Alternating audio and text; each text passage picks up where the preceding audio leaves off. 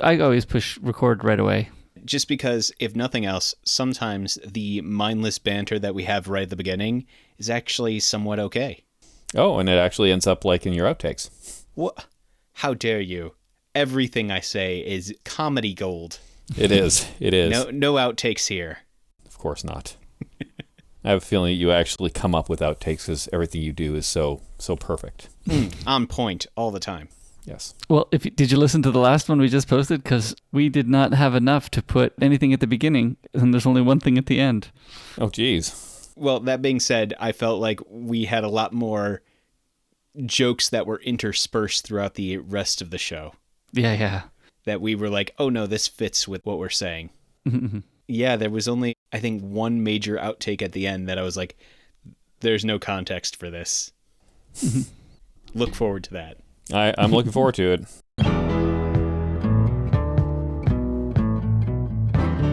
Welcome to My Hill to Die On, episode 58. Everyone has things they're passionate about.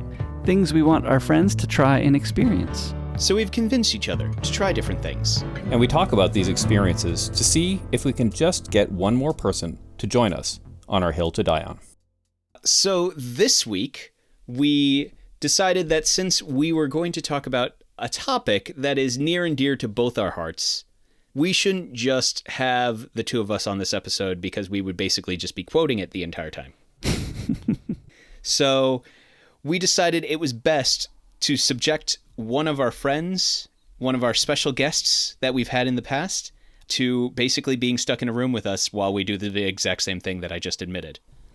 So this week, we are joined by listener and friend and all of the above special guest, Terence Van Damme. Well, thank you so much. I'm beginning to wonder if this was really a great idea. Well, you're now a captive audience member. Okay. I feel so special. You are special. You are special to us. That's good to know. Well, I'm looking forward to this, I think. Good. I'm glad that you think that you're looking forward to this.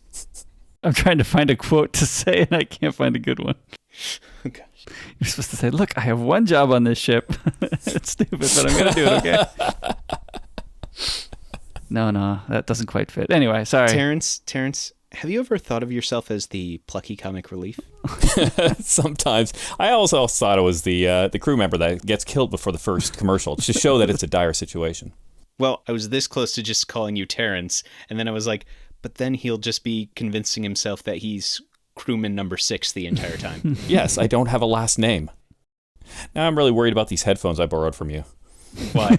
Are they going to electrocute me? Well, I sure hope not.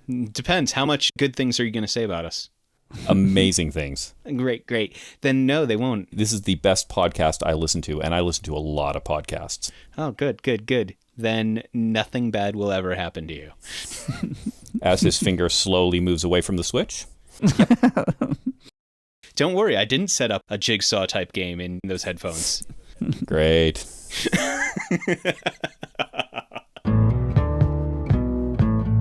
Do you have a sci-fi game? Actually, I just beat a sci-fi game yesterday.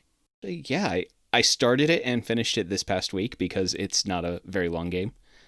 But the game that I was playing, it's called 13 Sentinels, Aegis Rim. It's an interesting game. And because I know that neither of you are very big gamers, I will go ahead and do spoilers today. Please do. Mm-hmm. But the game is interesting, is the best way to describe it first. It's a PS4 game that I played on my PS5. So the basic idea is there is a giant monster attack going on in the city, and there are 13 high school students who end up needing to fight against these giant monsters by jumping into giant robots and fighting off those monsters. So Tuesday in Tokyo is what you're saying. Yeah, basically. So just giant robots that are lying around. Well, there are a bunch of shenanigans that go on, but that's how the game opens. Is it's the end of the world, monsters are everywhere, and a bunch of high school students jump into giant robots and fight off the kaiju. So that's the basic premise. It is interesting because the game is split into 2 modes. There is the battle mode, where you are leveling up robots, improving the robots, and fighting against hordes upon hordes of giant monsters. And then there is the story segment. I think the game calls it remembrance segments, where you control all 13 of these different characters one at a time. You choose which one you do, and you go through their story on how they got caught up in this whole final battle against all these monsters. And you have to unlock certain things to find out what's going on. All right, so that's the basic premise. So, spoiler territory now. It ends up that there is a whole bunch of timey-wimey things where people are jumping from time period to time period. These 13 kids, some of them are from 2025, some are from 1940s. It's spread pretty broad, and they're all based in Japan. So the kids in the 1940s are middle of World War II, 1940s, like on the side of the Japanese military kids. And the kids in 2025 are like essentially our students. So that's the spectrum of personalities here. It eventually comes out that this entire world is not just in like time split up like that, but it also has a loop mechanic where if everything goes wrong and these monsters win, the entire reality will reset and loop. And this is revealed because it's all within a giant simulation. So this entire thing is a time travel story within a time loop, within a virtual simulation against a giant kaiju invasion facing off with robots. But the invasion's real. It's not part of the simulation. The invasion is somewhat real, but it is part of the simulation. But are the students actually from all those different times, or is it only in the simulation that they're from those different times? It's only in a simulation that they're in those different times. Because those different times, rather than being different times, are actually different parts of the simulation, but designed like separate cities in the same simulation, so there's no causality between the different sectors. If you know how to, you can jump from sector to sector, which is generally time zone to time zone. So there's no causality there. Now, the reason why this is all happening is because, disregarding all those time periods that I talked about before, this entire story is happening even further in the future than that. Because things have happened, humanity has basically gone extinct. And right before they go extinct, a bunch of scientists got together and did one of those Hail Mary, let's send an ark out towards a planet that we can terraform and replant humanity on a new planet. And the kids who are in this simulation are the genetic clones of those 15 scientists. And the reason why this is all happening is because one of those scientists had gotten so full of despair about humanity that they had actually sabotaged the entire simulation that was supposed to train these kids up to be able to live on this new planet, and was just like, no, humanity doesn't deserve to exist, so I'm going to sabotage all of this. That's the basic premise of this entire game. It is a very beautifully created game. The story is a convoluted chaos mess, but also really good at the same time. It's weird because the way that you approach all the remembrances is that you approach each character, and certain scenes can only be unlocked after you've seen something else from a different character. So you have to constantly jump between character to character. And there are 13 main characters that you have to go through. And so you're just learning all these different things about all these different characters until you get the full picture. But what's really cool is at the end of all this, you can then go back into like an analysis menu which will show the entire game, all of the scenes that you've unlocked for every character set chronologically. So you can actually then get the full picture of what's actually going on, the whole thing happening. There's a lot of weird timey-wimey stuff mixed with simulation stuff, mixed with all this other stuff. It's interesting. It was a fun game. But yeah, that's all I can really say to describe this game. I feel like I did not do it justice because it is a incredibly beautiful game, though. Like, it has one of those art styles that's just like, oh, that's really like a cool art style. It's, how to describe it? Well, it seems hand-drawn more. Yeah, it's very hand-drawn. Almost watercolor? It feels that way. There's a couple of games that are driven in this style from the same developer. There's not a whole lot of them, but it is just a really well-drawn, also just interesting story-wise. But I liked it. I can tell you right now, hands down, it is not for everyone. I think with that many different characters to have to interact with on like multiple occasions, I would probably get frustrated. Not quickly, but I would probably lose interest. Unless the story is really compelling. I mean, if the story is as compelling as you make it seem to be, then perhaps, but it sounds like something that for me would be... It's a compelling story, but I think the difficulty most people will have with it, in addition to the fact that, like, all this stuff is happening, is there's a lot that you have to read into scenes, you have to read into what people are saying, and then you have to read the codexes to understand what actually happened sometimes. To the point where, I mean, some people probably got out, like, the good old-fashioned red string board. But, yeah.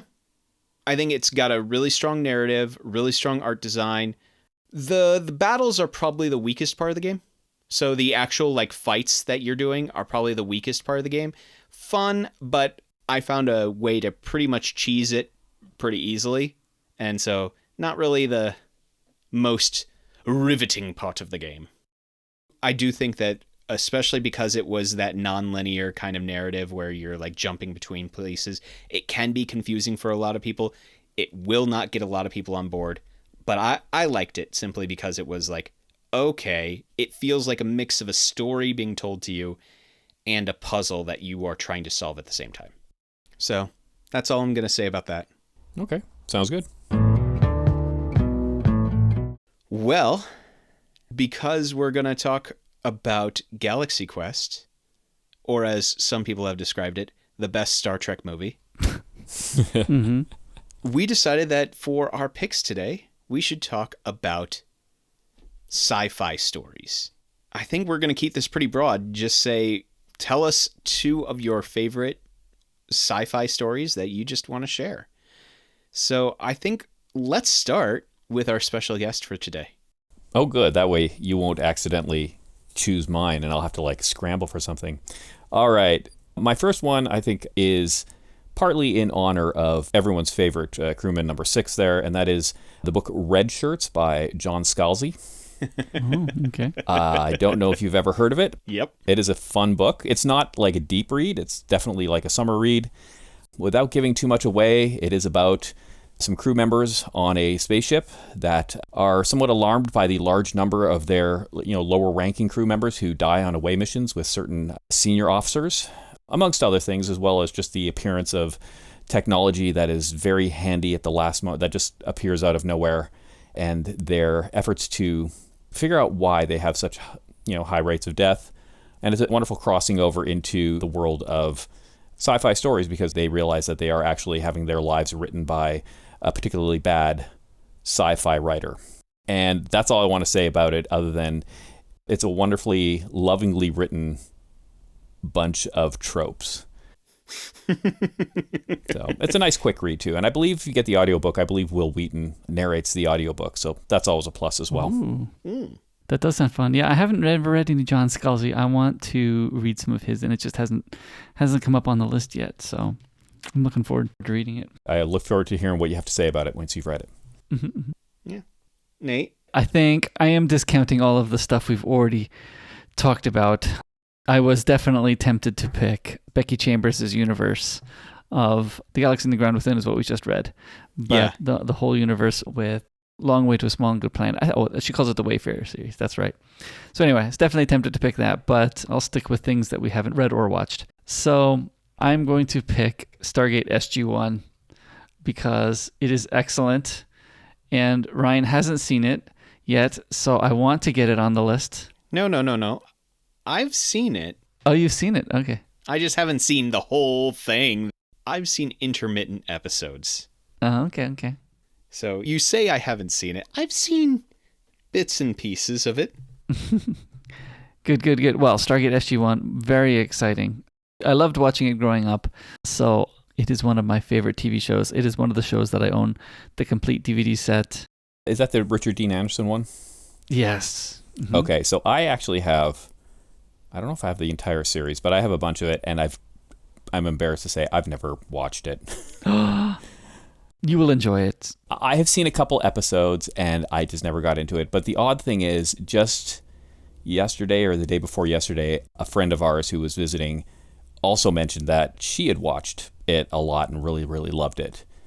And so, I don't know, I guess I better go back and give it a try. I think it's a little slow at the start. Not terribly slow, but a little bit slow at the start.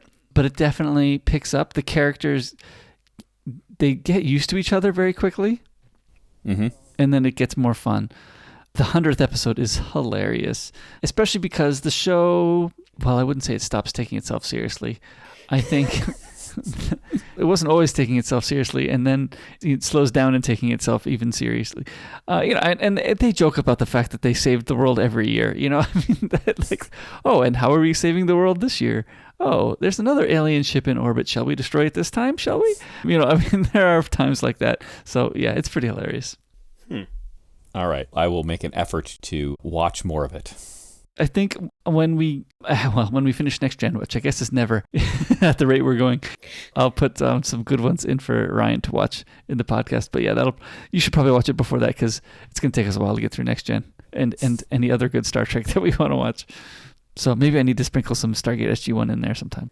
Well, I mean, it's right up there with the fact that in the middle of us watching Next Gen, I did try to sprinkle in at least an intro to Farscape. Yes, that's true. Mm-hmm. I haven't quite finished that first season. I've been working my way through it, though. I introduced it to you like a year and a half ago. I know. And I think I'm like one episode away from another character joining. I just, that'll be more fun, too, but I just haven't gotten there yet. But I keep reading books and looking for it on our list of topics. There's not even a Star Trek in sight. We've got more books going, too, so, oh well. Books. True.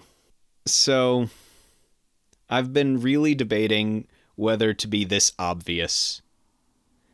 But I can't have a sci-fi pick and not pick one of my first loves.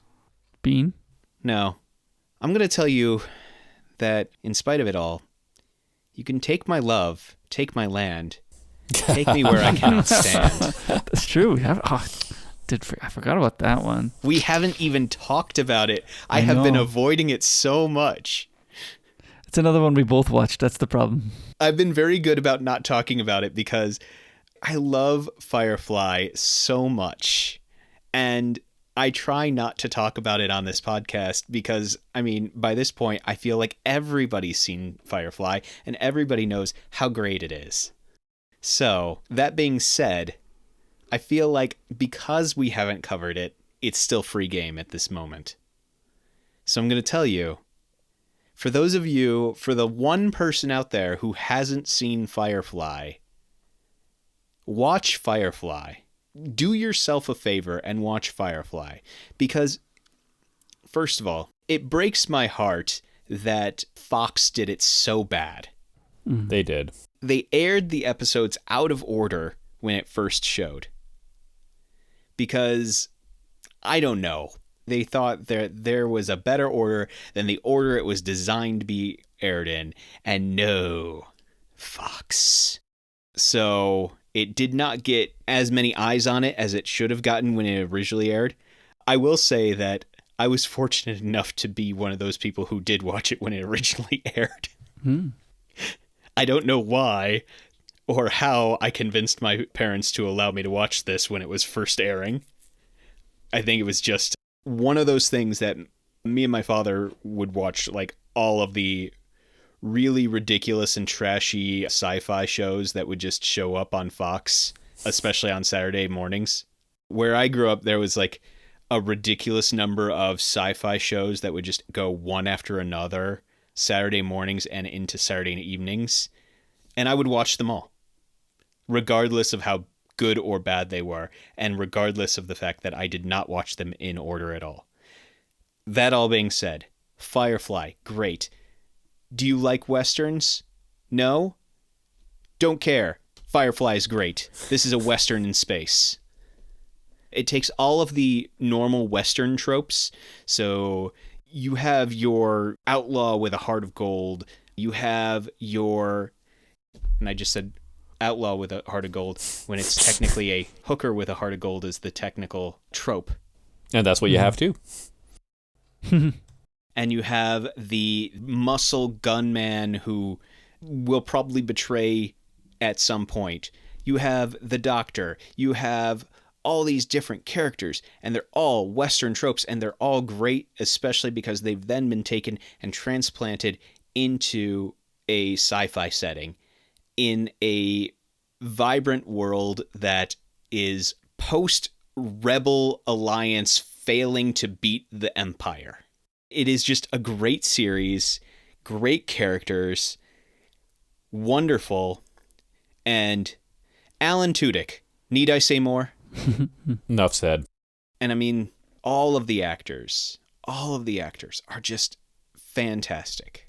I could gush more, but if you haven't seen it, watch Firefly, watch it in the order that it's supposed to be, and then watch Serenity as a cap to that story. So, I do have to ask, Nate, have you watched Firefly? Oh, yeah, I've watched all of it. Mm-hmm. Okay, good. Including the movie, yeah. Yeah. Okay, just making sure. Making sure. Because I don't want to say all these things and then be like... Nope, I have seen it all. I'm reasonably sure that, Terence, you've seen it all. Multiple times. Good, just making sure. Actually, I just, last Christmas break, binged it all again just because I could. I've been slowly showing some of our coworkers who haven't seen it more and more episodes of it. Actually, a fun thing I've had recently was I'm watching Alan Tudyk's current show, which is called Resident Alien, and for a number of episodes, Nathan Fillion was a guest star on that as well, and they had a lot of fun playing off each other in that. Seriously, I can't even imagine that not being like glorious return to old hat kind of feeling for them. Oh yeah, it's pretty obvious that they're having a lot of fun with it. Even though Nathan Fillion is not actually in the scenes, he's just voicing an octopus, but it's still the same. See, that's the thing is like, I mentioned Alan Tudyk simply because like the character of Wash is excellent. But that's because everybody already gives so much attention to Mal, Nathan Fillion's character, which is also an excellent character. And he does fantastic in playing that character. And I loved it. I think I've told this story, but like a couple of years back when conventions were still a thing, when I saw that he was coming to Japan, I just went, okay, I'm getting a picture with him. That's not a question. I'm gonna do it. Simply because it's Nathan Fillion. It was glorious. Like, that entire show is glorious, is what I'm trying to say. You're preaching to the choir, though. Yes, I know. Yes, we agree. So, what other story are you going to tell us about, Terence? All right, let me see. I was thinking of doing another one that's just a lot of tropes, but I decided not to do that. I'm going to go to classic, old school science fiction, and that would be Arthur C. Clarke's Rendezvous with Rama. I don't know if either of you have ever read that. I haven't. That is like really old school, but it's essentially a story in the future, and there is a mysterious object coming toward Earth from outside of the solar system, outside of the galaxy. Well, I mean, not the galaxy, the solar system, coming through, and the various space agencies send up some explorers to find out what it is. And actually, it's a long cylinder that is passing through, and it's obviously of alien origin. It's not a natural object. And it's a story of the explorers who go inside and discover an entire world, but the world is It seems to be dead. There's no living things on it, but it's like a spaceship with cities and a sea and all kinds of things like that inside of it. And it's a pretty cool story. It's a lot of fun. I read it when I was probably in high school originally. And one of the reasons why I bring it up, though, is I just found out a couple months ago that Denis Villeneuve is slated to possibly direct it. And if there's anyone who I would like to see direct it, that's who I would like to see direct it. I thought you were going to say that it was a cylinder coming to Earth looking for whales. Not looking for whales, no. But there was an asteroid of some sort, a long, actually cigar-shaped asteroid that came through our solar system a while back. And it kind of reminded me of that because it was from outside of our solar system. And I thought, wonder if that's from the whole Rendezvous with Rama. Yeah, that's my second recommendation. All right. I like books. You like books? I do. Are we sure about that? I want to read more Arthur C. Clarke and Asimov and Heinlein. I want to read more of these ones. I haven't read enough of these classic sci-fi ones. I started reading sci-fi when I was in probably about middle school. My sister got me a book when I was probably about 6th grade or so, and she got me a book as a Christmas present. It was a series of short stories that was, I think, edited by Isaac Asimov. And prior to that, I'd never read any science fiction, but I was just instantly hooked. I don't know how she knew that I would like it, but it was like I was instantly hooked. And what I read mostly at that time was the old classic stuff. I read tons of Asimov, tons of Arthur C. Clarke, a little bit of Heinlein, not so much of that, but some Ray Bradbury, and probably until actually I hadn't finished university, I stuck mostly with the classics. See, that's the thing is I realize that while I love genre fiction in all its forms, I do tend towards fantasy more than I do sci-fi. Yeah, I definitely tend more towards sci-fi. Yeah. I used to be more towards sci-fi, but then someone dragged me over to the world of fantasy. What? Who was that? I don't know. Some guy I work with. Yeah, you should never listen to guys you work with. I'm realizing that more and more. Anyway, on that note, I believe it is Nate's next pick. It is my turn, and I'm having a hard time picking. I want to pick a non-screen related pick. And I guess I have some, but I can't quite. Well, okay, I'll leave this one for Bring Out Your Dead. Okay, I will go back and pick The Orville. Okay. Oh, I know it. Have you watched some of it, Terence? Oh, I've watched it all. You've watched it all? Oh, yeah, it's another one of my favorites. I really enjoyed it. I haven't quite finished the second season yet. Again, I'm working through slowly because I'm doing other things, but it's pretty hilarious. It's like, what if Star Trek wasn't quite serious all the time? Or what if it was real life? I guess, like, yeah, people would have more problems than those people do. You mean arguments between, former lovers and stuff? Yeah, exactly. Who happen to be working together? Because you're stuck on a ship, and there's going to be more tension than it goes on in Star Trek. So, yeah, I've been very much enjoying The Orville. So I haven't gotten to the end. I know that something happens with Isaac, and I haven't seen what happens with Isaac yet, so I'm very curious as to what's going on there. But yeah, very funny show. All the characters are quite interesting. I mean, I love the strong girl. And the fact that apparently she probably had to leave the show, I guess, right? Yeah, she did. When she had to leave the show, they replaced her with just another one of her species. Yes. Because why? Oh, yeah, it's fun. You don't want to lose that alien. So yeah, quite fun.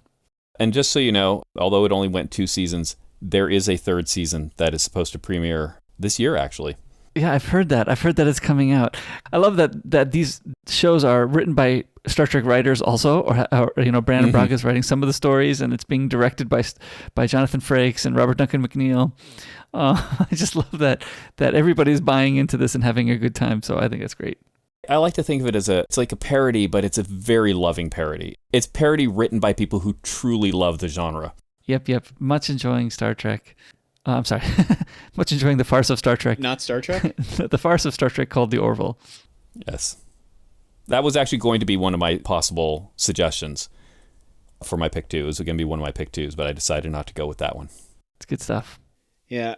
You did say to me, I think it was earlier this week, that you really wanted to suggest that we watch that so that we can talk about it at some point on this podcast. Yes, I have mentioned that. Is it my final pick now? It's your turn again. You get to pick last. So, Here's the problem that I've been wrestling with. There's so many that I want to talk about. So what one do I talk about? Because there's just so many good stories. And no matter what I pick, I will feel like, oh, but that one's not quite as good as, but this one has.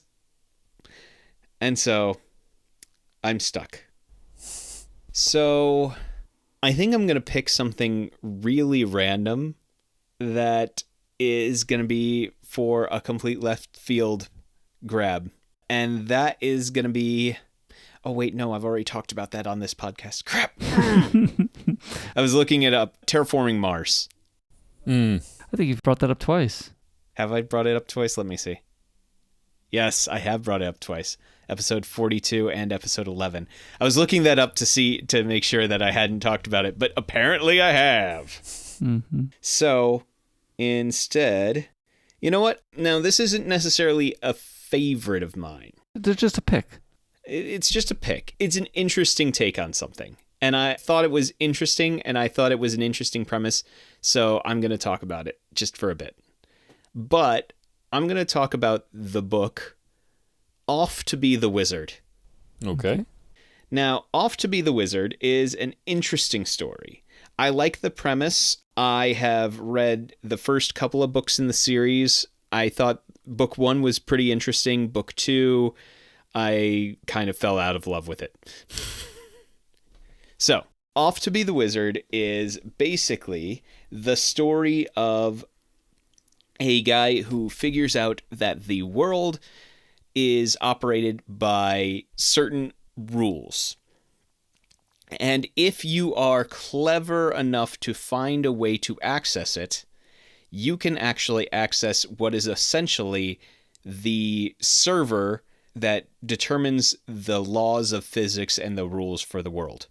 Again, I only got a little ways into the series, so I assume that it could be that everything's a virtual simulation, blah, blah, blah, blah, blah. But that part hasn't really gotten fleshed out as far as I got in the story. Because the essential idea is this. There is a man who figures out how he can access the server that judges the rules for the world and realizes that by moving a couple of functions around and reprogramming a few things, he can create money in his bank account. And he does this a few too many times, and then people start to catch on, and the government believes that he's embezzling money. And so he had created not only that, but he also created another function, which was his escape function, which would send him and a few things with him to another time. Specifically to essentially a medieval Europe. And so upon arriving, decided that he was going to pretend to be a wizard because he could control the server of the world. And so he could, by adjusting a few things, he could make himself fly and do all these other things. But he did it through essentially reprogramming physics. Reprogramming reality's physics engine. And so he goes back in time and he did all of his programming essentially on a phone. So he only had his phone with him for doing all this programming. Which, you know, hey, a phone's got a lot of processing power compared to other things. Especially in medieval times. Well, especially in medieval times. But here's the fun part. Apparently he wasn't the only one who had thought this. And so in these medieval times, there are other wizards who were all just guys who had found the same server and had thought of the same escape. So all the wizards that we had thought about and heard about throughout history were all just guys who had tried to escape to the medieval ages through programming. And so he ends up apprenticing basically to this one wizard who did all of his wizarding through what looked to the normal citizens in that town as him looking into a crystal ball. But underneath the desk was a Commodore 64. And things like that. So that's the sort of things that they would do, is like everybody he meets is programming on various things. It ends up that basically most of his problems are the fact that he gets way too cocky and thinks that he is better than everybody else, and as such gets into trouble because of his ego. But it's an interesting premise, an interesting story. It is more of a silly story than anything else. It's marketed as a comedy. And while I think it's interesting, it's funny, it's not 100% my favorite because, again, after book one, it kind of is like, well, where do you go from here? That kind of feeling. But it was entertaining. I liked the premise enough that I wanted to talk about it here. Sounds good. Yeah. Like I said, it was an interesting read, if nothing else. So other ones that were up for being talked about were things like The Bone Shaker, which was another interesting read. It's more of a steampunky kind of universe where they accidentally released this gas that was underneath Seattle, and the gas essentially killed a large part of the population, but they didn't stay dead. So, zombies. Okay. So, steampunk alternate history Seattle with zombies. So, I would count that as sci-fi because you have the steampunkiness. Mm-hmm. That was another interesting one that was up there for things that I wanted to talk about. I also was very close to talking about Cyberpunk 2020. Okay, yeah. That's the game, right? Well, that's the thing. So there's Cyberpunk 2020 is the pen and paper RPG that this was all originally based on. Oh, it's like Cyberpunk 2077 or something like this, the game, right? Oh, yeah. Yes. That one's based in like a bunch of years after it. But Cyberpunk 2020 is just a pen and paper RPG set in that same universe. It's always fun to play around in a world where basically technology is, shall I say, indistinguishable from magic. Mm-hmm.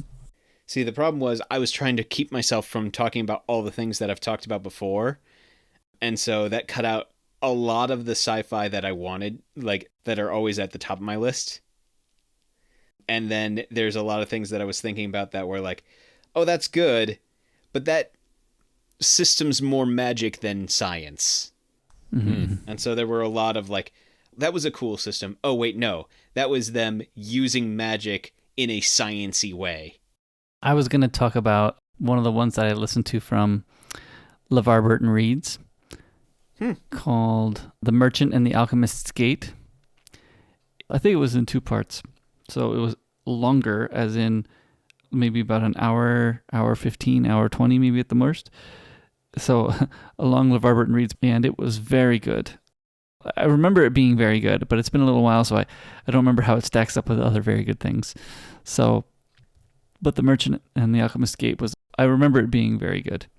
My alternate one, in case you picked one of mine, was actually going to be Cory Doctorow's Little Brother, but I was also thinking about, does it really qualify as sci-fi? Because it's very current, and I kind of consider it sci-fi because he takes stuff that there isn't in the world yet, but it's almost plausible that it would be. It's not like really futuristic sci-fi. So he takes existing technology and just takes it that little extra, so you kind of have to actually ask yourself, is this something that's around there or not? Like, his character might use something like a version of Linux called Paranoid Linux, which has very high security on it, like a lot of security features and stuff. And so I would actually look, is there such a version as Paranoid Linux? And there's not. But it's also a perfectly, I think actually there might be one now. I think somebody actually went out and made it. Well, there's hardened BSD or something like that, but it's not probably the same thing. So it's plausible technology that he uses in his books. So it's kind of neat to see, because a lot of people are kind of like, oh, wow, you predict all this stuff. And I've read interviews with him where he's basically I just take what's out there and just kind of, just try to figure out just a little further ahead, kind of what it might look like. So it's kind of neat that way, that his sci-fi is very plausible sci-fi. Of course, there was also the Murderbot Diaries that I thought about. The Murderbot Diaries. Ooh. It's interesting. I've only read the first novella, and it's interesting. It's Yeah, it's hard to describe that one because it involves a... One sec, I'm trying to figure out how you define the Murderbot. Well, while you're trying to figure that out, I'm going to put a plug in for my oldest son's book, because for his senior comps, he actually wrote a short story that he self-published on Amazon called Murderbots. Yeah, actually, whenever people talk about the Murderbot Diaries, that's what I think about. Yeah. I don't think I ever finished reading that story because I think I read the first chapter or something because he released the first chapter first. Well, he wrote most of the story because it was just a short story, and he actually left the solution, the conclusion of it was just given to the people who came to his presentation. Oh, okay. I don't know. I think the actual whole story is actually the one that's available on Amazon. But prior to that, he gave away the main part of the story, and then people would come to his presentation to get the ending of it. Yeah, because I thought I downloaded it. I thought he put it up somewhere, and I downloaded it. I don't think... If not, I could probably look around. I probably have a copy of it somewhere kicking around. I can send your way to... Because I know you're sitting there waiting to figure out who did it, and how it was done. Oh yeah, I have Murderbot's Final by Willem Van. I'm sorry. There you go. Well, okay, it's my son and the last name, and it's on Amazon, so it shouldn't be that hard to find. So the Murderbot Diaries, I think there's 6 stories right now, but the first one is the only one I've read, and there's a security cyborg unit who refers to itself as Murderbot, basically because it identifies that its whole job is to murder as a security unit. Basically, the thing that I like about it best is it gets into characterization very well, especially because the story is told from Murderbot's perspective.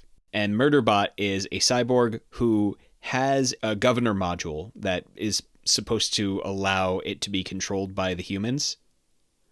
And Murderbot specifically has hacked its own governor module, but still plays along like it is able to be controlled by humans. Because if it is discovered, it's going to basically be... Take it offline. They're going to take it offline. And it's not burdened by those nasty 3 laws of robotics or anything? No. Okay. No. But basically, it is trying to live its life how it sees best fit. And it is very interesting. Again, I've only read the first one. I think I probably should give it another read and then go into the second one because they're very quick reads. Because it's told from the story of the cyborg security unit named Murderbot, it is definitely told from a very unique perspective. But yeah, it is... Murderbot basically is there to protect these humans, but mostly wants to just spend its time watching soap operas. With a name like Murderbot, though, it doesn't really leave a lot to the imagination, I'm assuming here. No. But that is how it defines itself as Murderbot. Oh, okay. So it's not like some human named it that. No. The humans call it like a sec unit, a security unit. Oh, okay. But it calls itself Murderbot. And Martha Wells, the author of these, just keeps coming out with more of these, so yeah. Okay. It is well written, is the big thing. It is very well written. It just didn't click for me as much as I think other people, because this story has won so many stinging awards.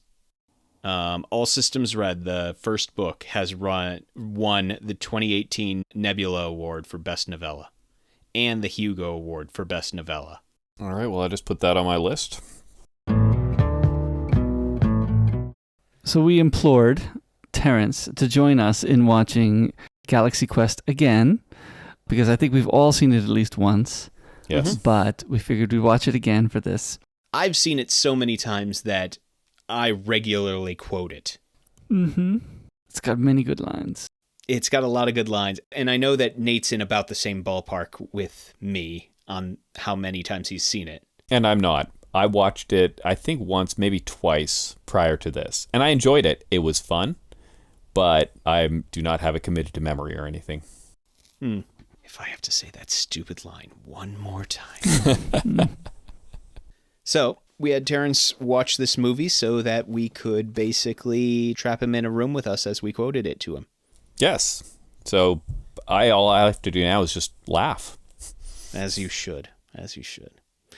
For those of you who have not seen this movie, as always, wait, I can't say this to Terence because he's seen the movie. No, you cannot. I have. But for those of you who have not seen the movie, stop the podcast now, go and watch the movie, and then come back and join us when you're ready. But for those of you who have seen the movie, but it's been a long, long time, well, that's what I'm here for. Let me give you a quick summary so you can get caught up and join us on this conversation. So, Galaxy Quest was a successful TV show. However, it ended 18 years ago, and now the actors make a living by attending conventions and making appearances. Jason Nesmith played Commander Taggart, and one day he received a request to appear on what he thought was just another gig. But what he didn't realize was that this gig wasn't just a cardboard cutout in somebody's basement. It was a real spaceship, where a group of aliens called the Termians studied the show of Galaxy Quest as historical documents and modeled their entire culture, their entire scientific exploration system on the show. The Termians, however, were unfortunately also being hunted by another being, a being named Saren, who was after a device only known as the Omega-13 device. Nesmith didn't really understand all this, and initially, thinking that it was all just a show, fired on Saren. And when that inevitably led negotiations to further break down, Nesmith was called back to resolve the situation. But this time, he was called back with the rest of his crew. His crew, which, of course, after 18 years of dealing with his ego, delusions, and everything else about him, was basically just sick and tired of him. But they went along with it, expecting that it was a job. This meant that 6 actors were now on a spaceship, and 6 actors had to face down against a murderous, genocidal maniac using a ship that was modeled after their show and their actions. Clearly, this didn't go well for them. Initially, this ended up with them running headfirst into a minefield and destroying their engines, and then they had to steal a new engine power core from many miners and face off against a giant rock, only escaping narrowly by being diced into tiny cubes and put back together, and happily not turning inside out or exploding.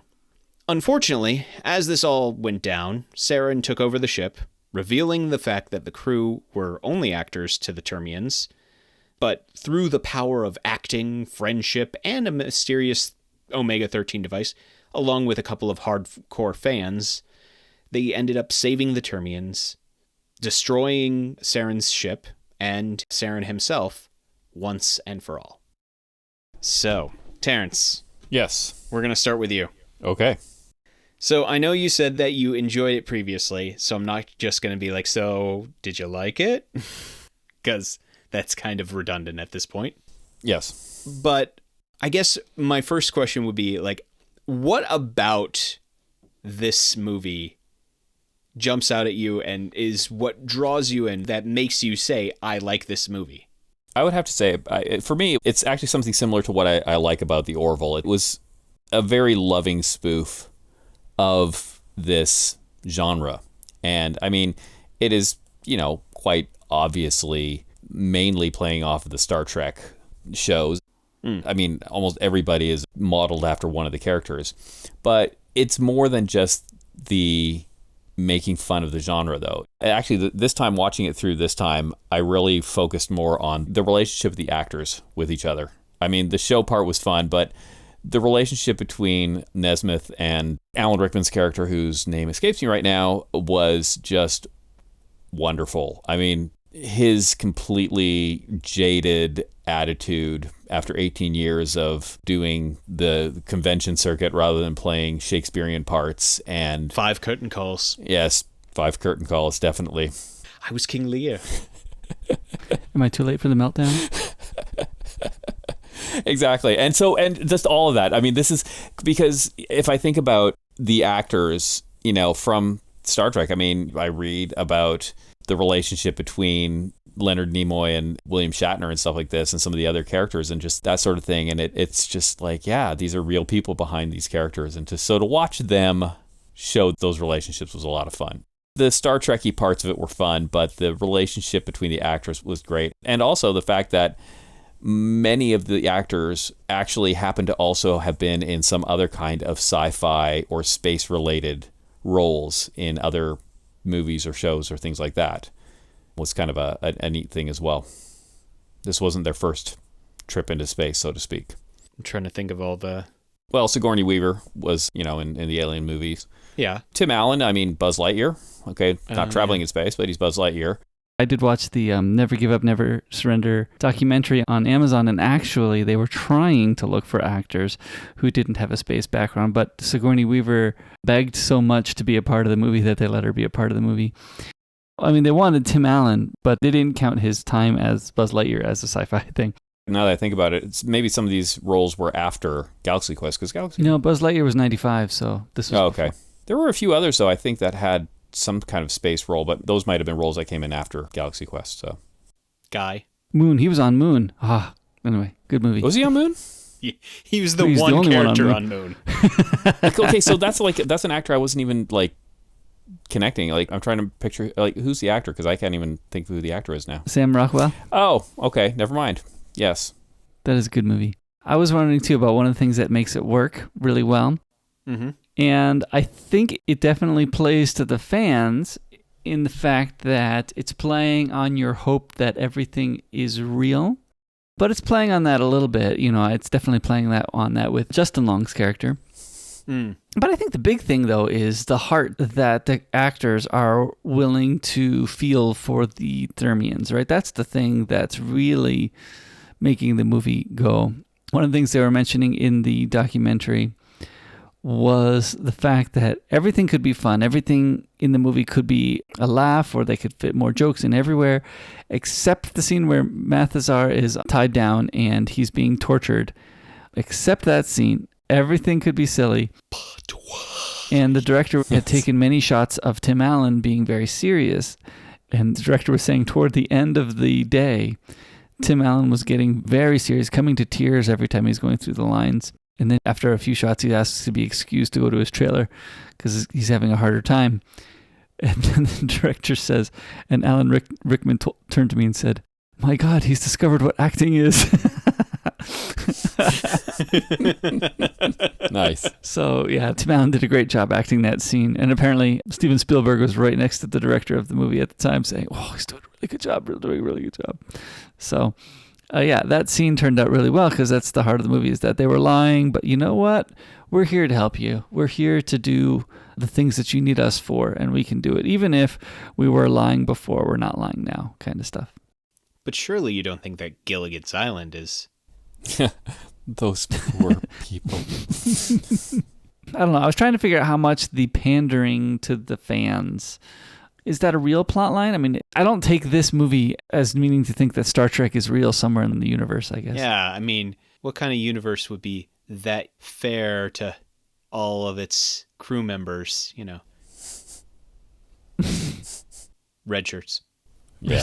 Right. Mm-hmm. I think for me, what really works so well is the fact that, it plays off of all of the sci-fi tropes that we love so much.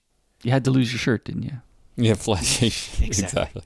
But it's the fact that it plays off of all those sci-fi tropes, and also it plays off of the tropes, but also it sets it up so that, okay, assuming that you really have actors in this situation and the aliens who genuinely believe this is all real, they just took that premise to the logical extremes. And I enjoyed the fact that there was that logical consistency within it, where it was just, all right, we're just going to take this and just twist it enough that it is taken to the logical extreme. And that's why I thought it was hilarious. Yeah, and one of the storylines the writer was talking about was how they were playing with the idea that the captain would want to be the captain again. That they had these washed-up actors that were part of the television show. When they realized in the writing process that, the captain wants to still be the captain, that was the turning point. They're like, yes, we can really make this work now. It's the fact that the commander was so in love with the part that he got to play. He was so in love with that part of his history that he was reliving his glory days over and over again. And that was what it was, is he was basking in the memories. The same way that a high school quarterback who doesn't get to get drafted onto a college level team will constantly think back on his high school quarterback days. Mm-hmm. Or Baby Brent. Have you guys seen Cloudy with a Chance of Meatballs? Oh, yes. Oh, yeah. I was thinking Hank Hill, personally, from King of the Hill, reliving his glory days as well in high school. I always thought back on all those people who were like, back in high school, I just remember though these.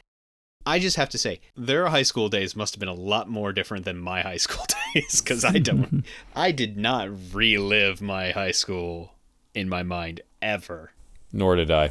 Anyway. One other thing I really enjoyed was the lengths they went to, just point out some of the silliness of even the ship design, when Sigourney Weaver and Tim Allen had to go down through the ducts, of course, through the ducts. Why are there always ducks? And what did they call it with the clamps that keep coming? The mashers. Yes, it's like, why is this in the ship? Because it was on the show. I loved that. It's it just makes you realize how dumb the show was, and yet it's needed because that's what makes the show fun.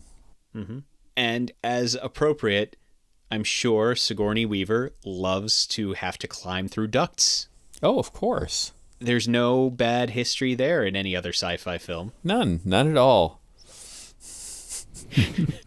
They do talk about her swear in the thing. You know how when they see the chompers, she immediately swears. Oh, yeah. But it's replaced by a nicer word. But you can clearly see her mouth making another word. Oh, I didn't even notice that.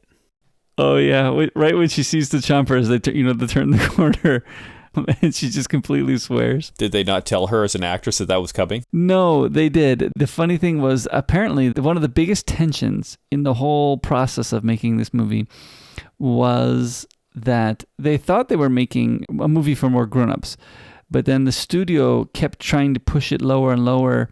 Can't be PG-13, had to be PG. And then when Rugrats came out at the same time, they're like, oh my goodness, that's a G movie making lots of money. No, now we need this to be a G movie. So take out all the swears, bring it all the way down, make it so that families can see it, which I think probably made a better movie. We don't need swearing in this movie to make it a good one. But they had to replace a whole bunch of stuff. So they just re-recorded her saying another word on top of that swear. But you can clearly see her mouth moving another word. I never even noticed that. Nor did I. Now I'm going to have to go back and check that. One of the things they mentioned in the documentary was that they were very much looking to make a TV show from Amazon off of this. But they had all the yeses and all the okays, and all the cast was going to be able to come back together. But then Alan Rickman had passed. So then it all got scrapped, which is too bad. But that would have been kind of cool to do something, have some kind of follow-up to Galaxy Quest. Yeah. The dynamics between those characters is fantastic. Mm-hmm. I love the bickering between Tim Allen and Alan Rickman, but also I really like the engineering officer. Yeah, Tony Shalhoub. Oh, Yeah, Tony Shalhoub's great. Yeah, he's just great throughout this entire movie. Just like, guys, you did it again. Great. Group hug, guys. Group hug. Yeah, he's a great character in this role. I just love the fact that every other actor is freaking out this entire time, and somehow he is just rolling with it. He's just mellow. It's just cool. It's all cool, guys. I'll get some of my guys down here and put a little WD-40, Put a little WD-40 on it. Yeah, yep. And it's very nice that he got the girl at the end. Who is listed as Jane Doe in the credits. Yes. The credits, yep. Although she does have her real name. Her character name is her real name. Yes. And Guy gets a last name. Yes, Guy got a last name finally. Mm-hmm. Actually, there was one cameo in there that I wish actually had more screen time, and that is Rainn Wilson is one of the aliens. And he has, like, I think one line. It's just when they're in the limousine with Tim Allen. He has one line, and that's it. And for the rest, he might be in the background of a few scenes, but it's like, oh, come on. You could have done more with Rainn Wilson. Well, he was on the documentary, and he said that they actually had more written for him, but he had gotten called away to another role, and so had to pass up on it. But it was one of his first gigs in L.A. Oh, okay. That's interesting. Yeah, but the amount of famous actors in this, Yeah. to me, is unbelievable. Yeah. I mean, how did they get all these people? And I guess it's kind of before a lot of them turned out big, but I don't know. I mean, Alan Rickman and Tim Allen were huge. Yeah. Well, Sigourney Weaver was huge, too. Well, even Tony Shalhoub was doing pretty good at this point, I think. I mean, I think so. Because, I mean, this was ready around the time he was doing Monk, at least. This was what, Was 95? this before? Yeah, 95. I think this was before Monk. Was it really? When was Monk? I think it started around 2000. Oh, 2002. Oh, okay. So I guess this was back in his, what was that show? The Wings days. Wow. There's a poll for you. Yeah. I was like, what was he in before Monk? He was in Wings. He was the mechanic.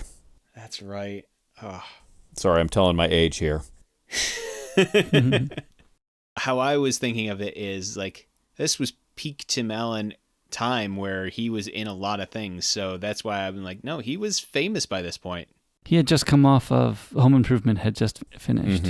Yeah, Home Improvement had just finished. He had done Toy Story. Yeah. No, I think that he was still a bigger name. And Alan Rickman is Alan Rickman. Yes. And then, I mean, Sam Rockwell was pretty new at the time. Of course, Justin Long was new. But yeah, they got a lot of great people for this. Yeah, they did. I think for me, this movie hits all the good notes. I love the fact that it's just funny. It just hits so close to home on all of the tropes that I know and love. And so for me, it's just, I have nothing but love for this silly, silly movie that is just great. All the little quips and lines that people had said, it was just made me smile. Look, I've got one job on this. Yeah, but you know what? I knew it was true. I knew it was real. I knew it. Could take out the trash. Mom, you don't know the Peril. The peril. the peril. And I do love that he has like one friend who specifically knows like 12 decks very well. Yes. Oh yeah. The pattern is 2 2 4 2 2 2 3 4 2 2. Just like, okay. Just things like that. Also, can I just point out once again, it's just cruel to give one man a steak and the other man a tick soup. I was looking at Tim Allen's plate. I mean, he had a nice meal. I mean, he had a baked potato in there and a big old steak. It was nice. Baked potatoes. I should bake more potatoes. You should. Just the way that Alan Rickman pulls off some of those lines is just great. Like, by Grabthar's hammer, what a savings. Just the utter loathing for like his situation is just wrapped up in that. And it, beautiful. Chef's kiss. Yep. Do you think you need to have watched a lot of Star Trek to get this? That was actually the one thing I was wondering about, because I'm like, well, you know, I'd love for my boys to watch this. But then I think they actually have not watched a lot of Star Trek. So I don't know that they would necessarily, you know, get the... I mean, I think they would enjoy the movie, but I don't think they would like get as many laughs from it in terms of all the tropes and stuff and all the just the stuff that I take for granted because I've seen so much. While I think that watching a lot of Star Trek helps, I think you could potentially replace it with sci-fi in general. If you know the sci-fi tropes, you can probably pick it up and still get, if not all the same jokes, you can get most of the same things. And I also think the story of a bunch of washed up actors and their interactions, even without the sci-fi part of it, there's still a pretty good story just in the relationship between all these actors and Nesmith and stuff like that. Their interactions, even if you're not a sci-fi fan, I think their interactions could still be pretty fun to watch. Yeah. Because if I've learned anything from this movie, it's that you can save the galaxy through the power of friendship. I think so. And the real treasure was the friends we made along the way. Mm-hmm. Sorry, I'm done. Terrence, Yes. I want to say thank you. Thank you for coming on this podcast. Well, thank you for inviting me. I really enjoyed it. Thank you for joining us. Would you like to do any shout outs or tell the listeners where they can reach you on social media? Reach out to Nate and Ryan and they'll probably get a message to me. Sure. We can pass on any of your fan mail. There you go. All of the fan mail. All the fan mail, yes. So, Ryan, what do you have for me next week? Well, next week, I'm thinking that we're going to play a game. But just a game between the two of us, I think that we can do better. So let's grab a bunch of our friends and we'll play a game. I'm thinking something similar to a Balderdash-y kind of feel. Okay. Is that like a haberdashy kind of feel? Well, I didn't know we were all wearing hats. Well, we could do that too. But yeah, I think I have a couple of interesting rounds for you as well. So let's learn how words work and have fun with that. Mm-hmm. Sounds good. So we hope that you did find something nice about this hill that we were willing to die on, and we appreciate all of our listeners coming along on this journey with us. And you know what? If you ever thought to yourself, hey, I really like these guys, and I like what they do, I just wish I could support them in some way, know that you can. Visit myhilltodieon.com/members for more details. But what does it mean to be a member?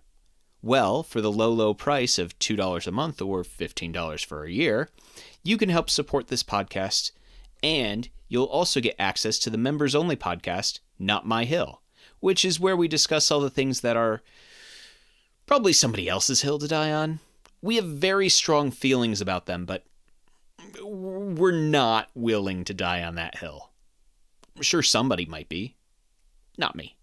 But in addition to that, you'll also get access to a suggestion form where you can make suggestions for our Listener Hill episodes, where we will watch, read, or generally climb up a hill that you're willing to die on, and we'll talk all about it. Know that the conversation doesn't have to end here, though. The discussion can continue with us through Reddit at the subreddit My Hill to Die On, or by contacting us through Twitter at My Hill to Die On, or you can reach us by email, which is, to no one's surprise, myhilltodieon@gmail.com. And finally, we upload all of our episodes to our YouTube channel, which is also named, say it with me now, folks, My Hill to Die On.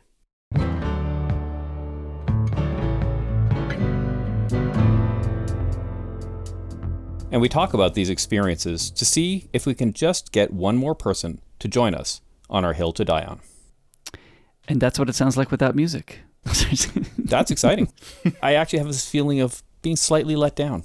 I know. I mean, I could have gone, dun-dun, dun-dun.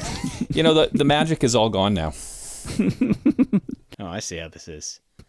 I'm just not magical enough for you anymore. Nope. Ugh. And I can never remember how this word is properly pronounced, but it's the shield. Is it Aegis or Aegis or Aegis? I also was Aegis. Aegis. You're probably right. That sounds right. Aegis.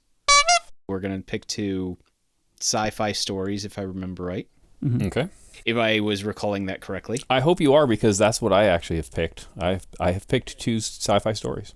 Good. So I'm not going to surprise you and be like, surprise, we're now going to pick our favorite William Shatner shows. Hey, come on. That's really obvious. TJ Hooker. I don't think I've ever seen one. You've never seen T.J. Hooker? Oh my I don't think goodness. so. Oh, missing out. I mean, I don't think he's missing out. Okay, probably not. I've not been watching closely. I mean, I'd never watched it closely, but I think I saw him in like an episode of Boston Public, just as I was flipping through channels. Now, the real question is, have you ever listened to his... Spoken word albums? Yeah, that's the best way to describe them. I was trying to think of like, are they music albums? No, not really. No, exactly. No, they're... Yeah. Yeah. I've heard small snippets. I've not actually put myself through the torture of an entire... I actually, at one point, purchased the full album. Why? I think it's the same reason that mankind continuously stares at car wrecks. Nice. I think that's about why. Okay. It's ridiculous, and you should listen to some of it because it's hilarious, but yeah. Okay. All right. I will make an effort to listen to more. Maybe I can find it on Spotify or something. I'm not saying, like, continuously listen to more. I'm just saying, like, listen to it for, if nothing else, for the giggles. Okay. I think I can do that. Maybe I was not in a good mental place to read it the first time. Well, maybe I'm just not in a good mental place in general. I'll let you decide that. I'm not going to say anything. You can crack all the jokes you want. Oh, I knew I forgot to do something. Not click record, right? No. I've been recording the entire time. Don't worry about that. No, I saw your note about the Never Give Up documentary. Oh, yeah, it's okay. Yeah. I watched it again today. Yeah, I did not. It's okay, don't worry about it. That is what I forgot. I was like, I think I'm all ready. Well, we didn't tell Terence either, so.